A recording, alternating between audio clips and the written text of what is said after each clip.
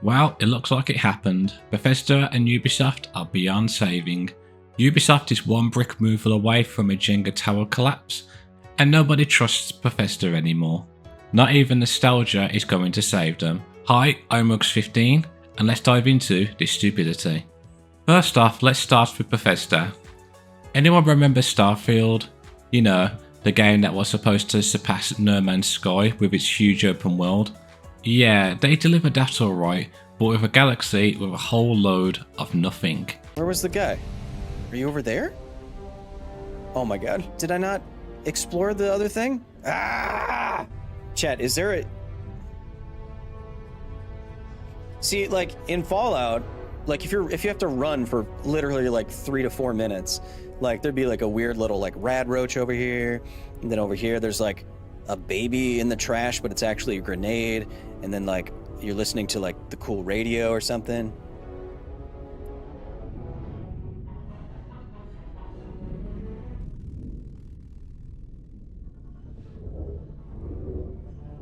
I can't believe I pre-ordered the premium edition. Whoa, wait, chat. I think there might be some more gameplay at this industrial...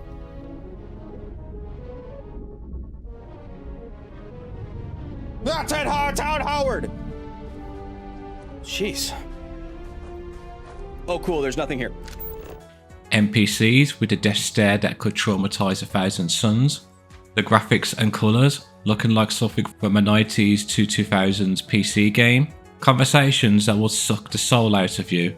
But listen, I know I should have been more forthcoming about who I was earlier. So, in the interest of full disclosure, there's one more thing you ought to know before we head up there. My relationship with the UC. It's more complicated than it might seem at first glance. Boring! The UC's actually the only reason I'm here in the first place. I am a clone. You are boring me to death, and I am already dead. You're boring me back to death. Of a man named Francois Sanon, one-time fleet admiral of the UC during the Colony War, former head of the UC Navy. They called him Ve Victus, woe to the defeated, in Old Earth Latin, a title he earned. The program I was a part of, it was the UC's... I want the money back. If I don't want the bet on, I want the money back. Give the money back now. Give the money back. I want the money back. I won't have the bet on. Give the money back. Give the money back. Yeah. No, we'll ring up then. You ring up. I want my money back.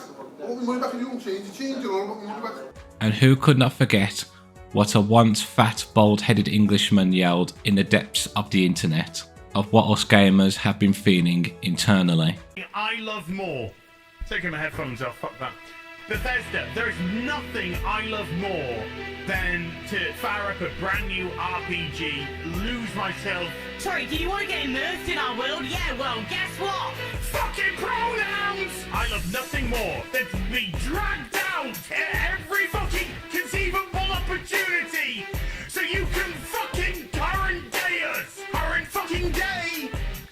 Fuck off! We can't see past our own fucking reflection! That's the level of our narcissism here in Bethesda Twat Waffle! That's all you fucking are! Twat Waffle! Fuck off!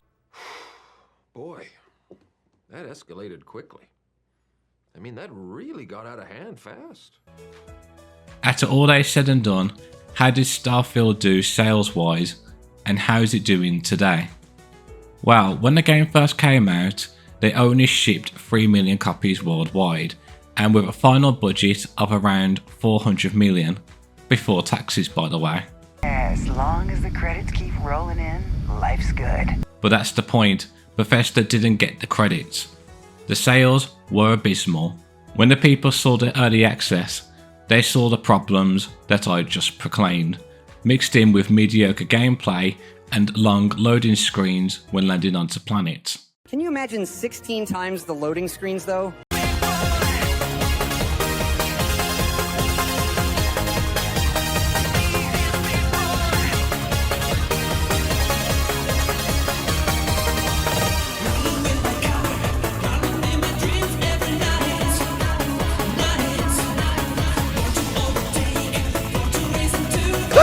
Go!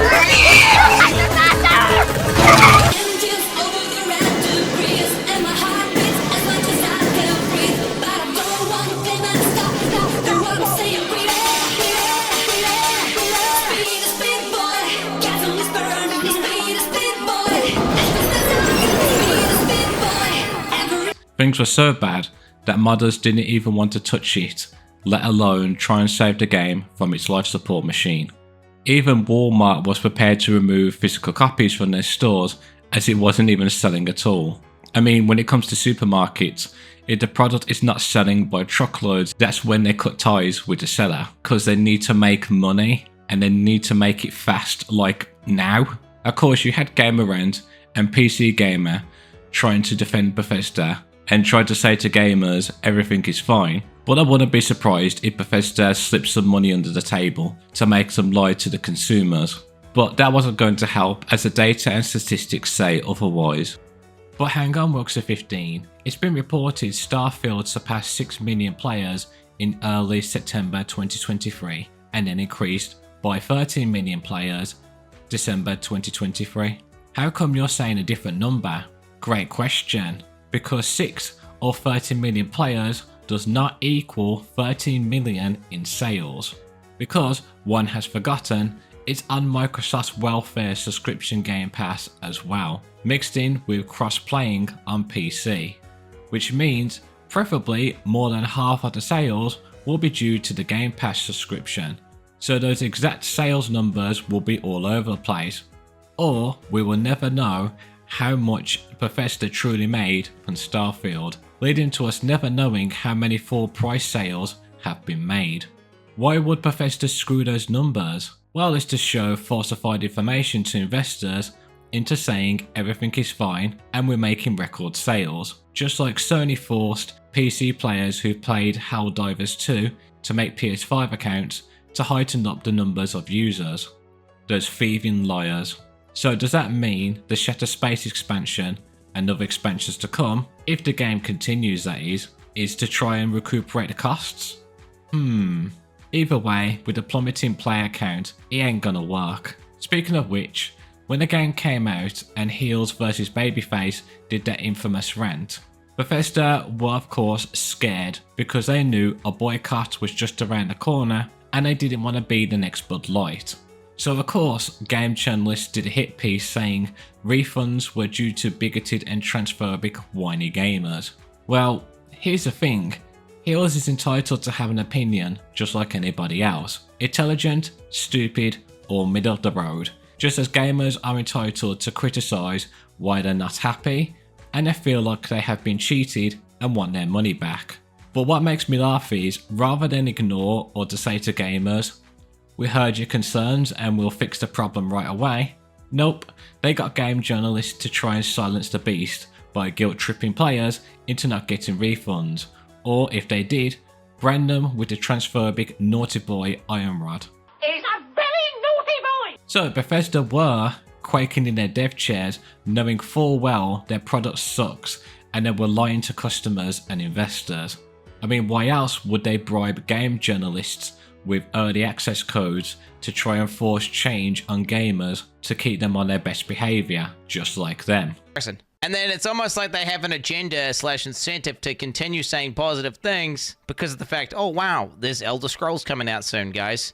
And you know, it was hugely lucrative to be getting early access to this game, so you don't want to miss out on that. You don't want to miss out on that, do you, guys? I don't know. I think this is toxic and prevalent. The same thing happens with Blizzard, and it's this new meta of these large AAA gaming companies whitelisting people who only say positive things to then reinforce this behavior loop where everyone basically they're just creating a bunch of shills. Because if you say good things, then you get lots of benefits, and then as a result, your career grows. If you say realities, right, and say, "Yo, this game's bugged," and you ask hard questions that they can't answer, like, guess what? You get the cut, and then you don't get the benefits. And if we keep feeding this beast, what are we gonna have, chat? What are we gonna have? We're gonna create a bunch of shell streamers. That's what we're gonna end up with. We're gonna have all these streamers that are cuckolded by AAA games into only saying positive things about their fucking games. Otherwise, they won't get access. And then all these fucking streamers are all gonna be, everyone's gonna be like on their best behavior. It's fundamentally anti-consumer, and It's an ad that isn't marked as an ad.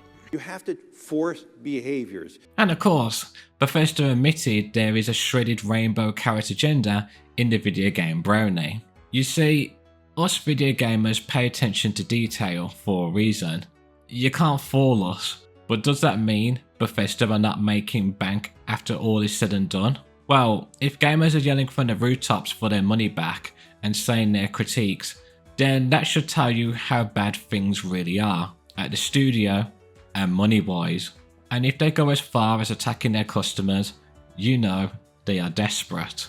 Speaking of which, I'll give you an example when it comes to serious matters.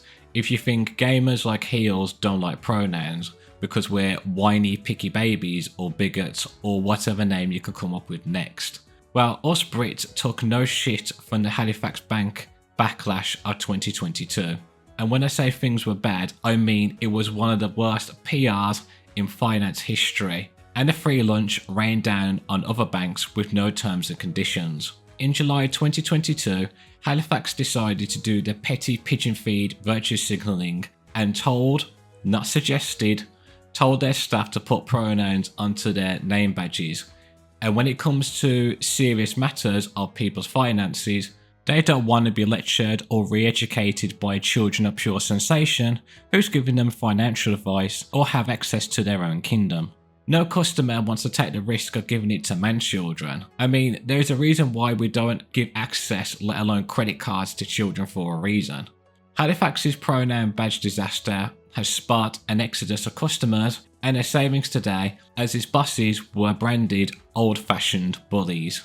Britons were closing their accounts en masse after the bank's social media team told them to leave if they don't like their new badges to help avoid accidental misgendering of staff. One account holder told Mail Online that he and his family has already pulled out investments and savings worth £450,000, while many more said they're closing ISAs after they accused the bank of alienating them with pathetic virtue signalling.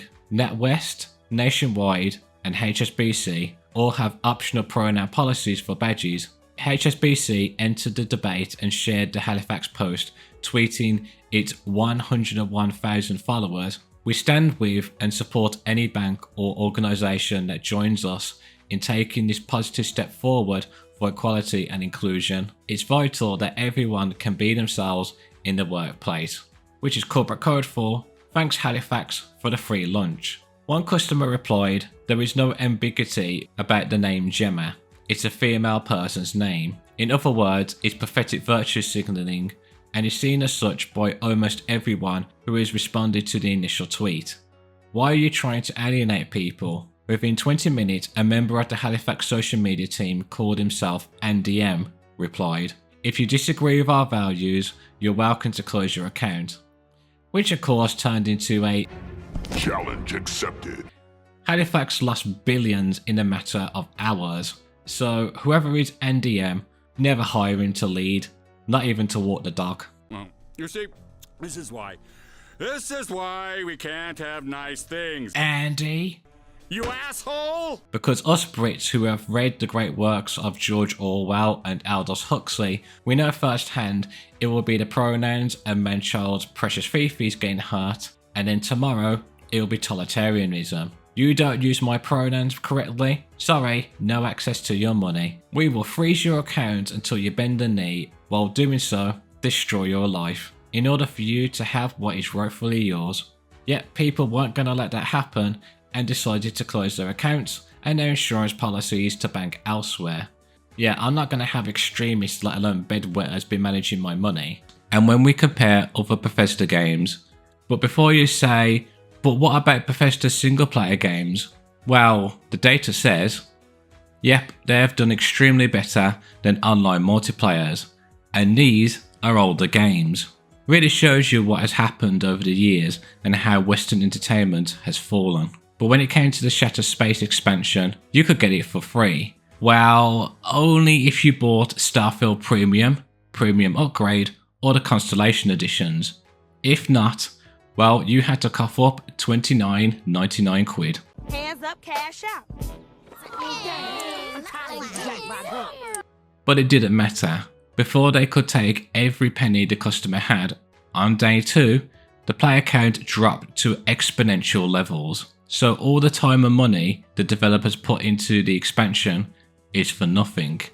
It was written in the stars. The data was telling them this the whole time. That game was dead on arrival, and it was time to shut down everything and move on. But no, Bethesda was so arrogant and spent money left, right and sideways to keep the game on life support. You could argue that Bethesda boys will buy anything Bethesda because of its brand and community, like people who buy Rolex watches because of the brand and its signature features. But again, if the product is not up to the consumer's tastes and the company can deliver what the customers are asking for very easily, but they choose not to give the customer what they want and then give them a lecturing on what they think is best for them, the fans will lose their patience and they'll go elsewhere. And by the way, you don't want to do that either. You think you do, but you don't. Remember when you had to like spam cities and say, need a tank, need a tank, need a tank during the Burning Crusade days? You don't remember that because now you just push a button that says go to the dungeon. You don't want to do that. What's that ominous glow in the distance?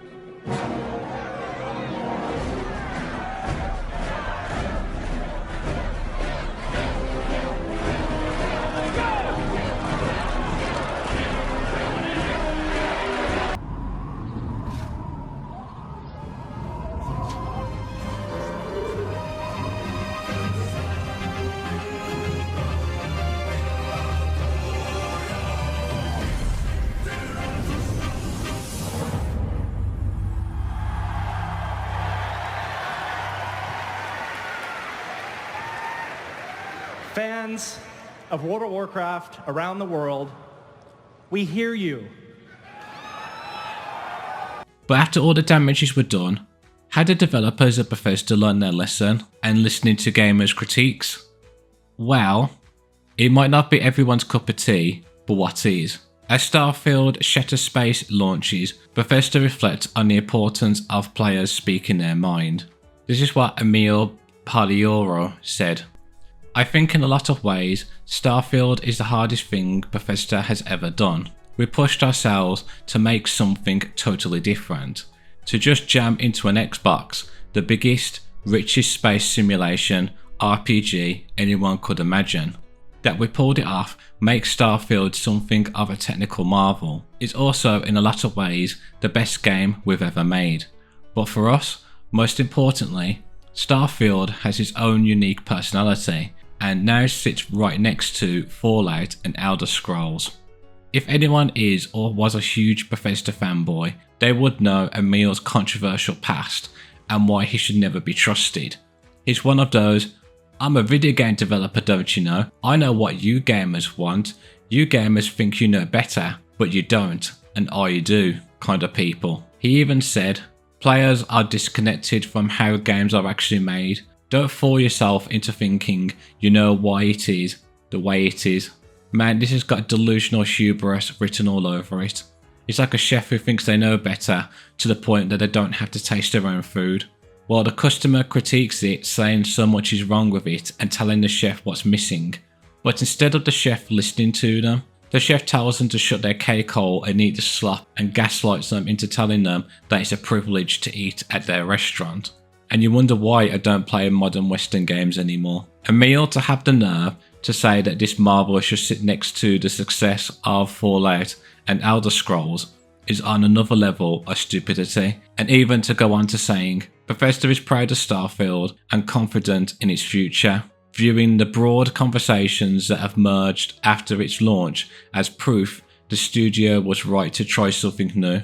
It might not be everyone's cup of tea, but what is? We created a new IP from the ground up and an experience that is absolutely unique on consoles. And I'm not saying Starfield is better or worse than any other game, just different in what we offer.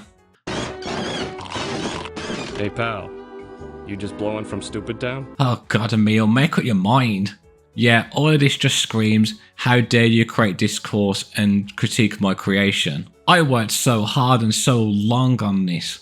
Yes, and you wonder why people are so skeptical of trusting Bethesda with the upcoming Elder Scrolls 6. Oh, and to this day, Starfield has never won an award, and Tom is still bitter about it.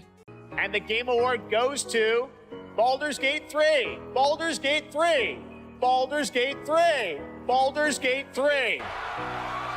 Congratulations, Larian. And the game of the year is Baldur's Gate 3.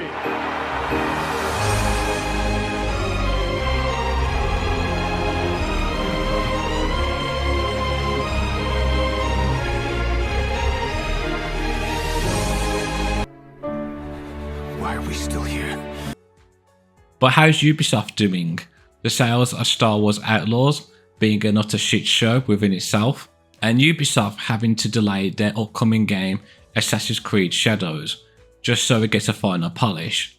With so much money literally being burnt into nothingness, they have to announce via press release that it was downgrading its expected yearly net bookings to 1.95 billion euros, and that it would have around break-even non-IFRS operating income and fresh cash flow, which is corporate code for your job is literally below a hanging horse thread tied to a Damocles sword.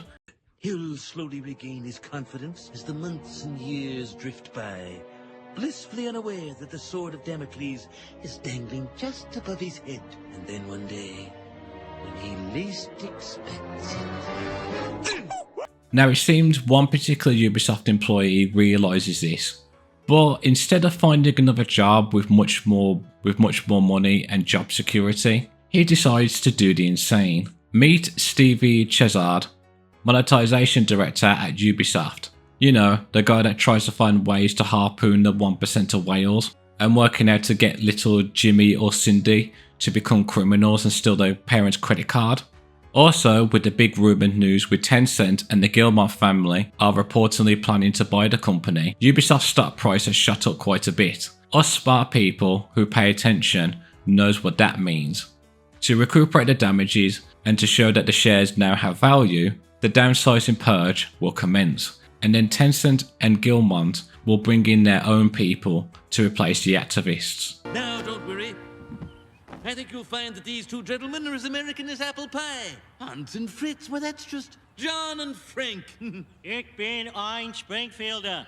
No, they'll bring their own people in. Oh, this ain't good. We could all lose our jobs. Look at all those worried faces. But let's see how Stevie took the news.